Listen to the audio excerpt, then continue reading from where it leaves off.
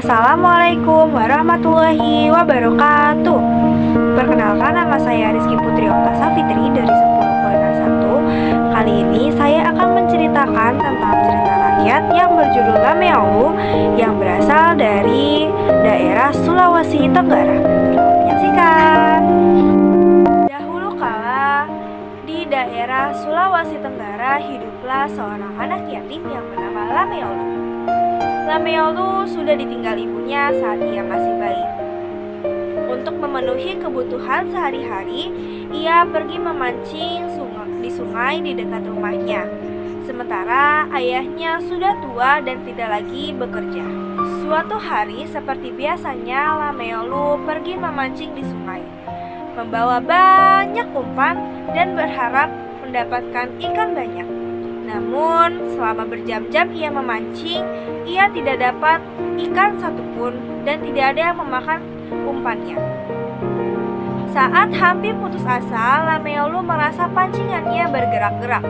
Dengan rasa senang, ia menarik pancingannya dengan hati-hati. Ketika Lameolu menarik pancingannya, ia merasa kecewa karena Lameolu mendapat ikan yang kecil. Namun, ia juga merasa heran mengapa bentuk ikannya aneh. Lameolu bergegas pulang ke rumah untuk bertanya kepada ayahnya. "Ayah, barusan aku mendapat ikan kecil ini saat memancing, tetapi bentuknya sangat aneh. Ayah, apakah ayah mengetahui ikan apa ini?" kata Lameolu. Ayahnya pun menjawab, "Ikan apa ya, Lameolu? Ayah juga belum pernah melihatnya. Lebih baik kamu pelihara saja," kata ayahnya. Lameolu pun memelihara dan merawat ikan ini di dalam gelas. Keesokan paginya, Lameolu kaget melihat ikannya sudah sebesar ukuran gelas. Kemudian ia memindahkan ikan tersebut ke dalam guci. Namun, setelah beberapa hari, ikan tersebut bertumbuh besar sebesar ukuran guci. Ia pun merasa aneh dan sampai-sampai Lameolu tidak memiliki wadah lagi untuk menampung ikan tersebut karena ikan tersebut terus-menerus bertambah besar. Akhirnya ayahnya menyuruh Lameolu untuk mengembalikan ikannya ke laut. Lameolu pun menuruti perintah ayahnya dan mengembalikan ikannya ke laut. Sebelum dilepaskan, Lameolu memberikan nama kepada ikan tersebut yang bernama Jinade. Lameolu juga berkata kepada ikan bahwa setiap ia memanggil namanya, ia harus muncul ke darat. Jinade pun menggoyangkan ekornya bahwa setuju apa yang dikatakan oleh Lameolu. Kemudian Lameolu melepaskan si ikan ke laut. Sejak saat itu, ia sering berkunjung ke laut. Kemudian memanggil Jinade untuk memberikannya makan. Setiap dipanggil namanya, Jinade muncul menemui Lameolu.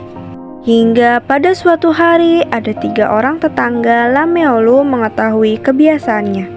Muncullah niat buruk dari ketiganya. Suatu pagi, ketiga orang tersebut pergi ke laut. Mereka kemudian memanggil-manggil Jinade. Mendengar namanya dipanggil, Jinade segera muncul ke permukaan laut. Namun Jinade kaget karena yang memanggil ternyata bukan Lameolu.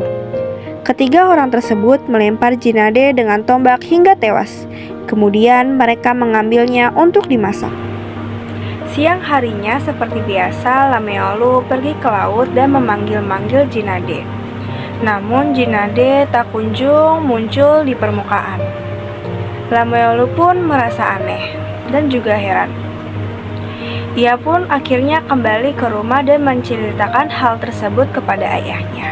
"Ayah, sedari tadi aku memanggil Jinade. Jinade tak kunjung datang ke permukaan."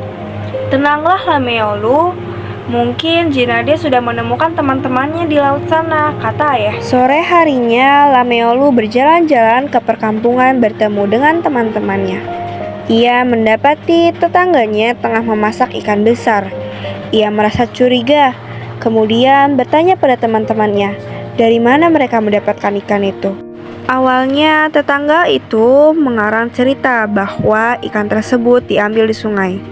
Namun setelah didesak akhirnya mereka mengakui bahwa itu adalah Jinade.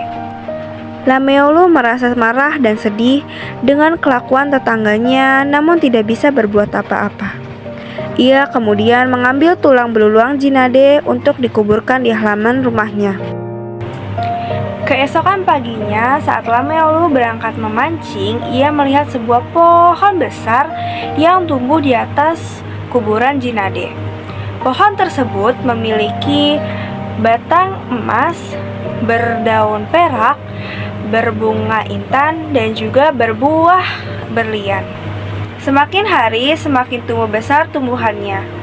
Lameolu dan ayahnya menjual ranting, daun, bunga, dan juga buah-buahan yang membuat mereka menjadi kaya raya.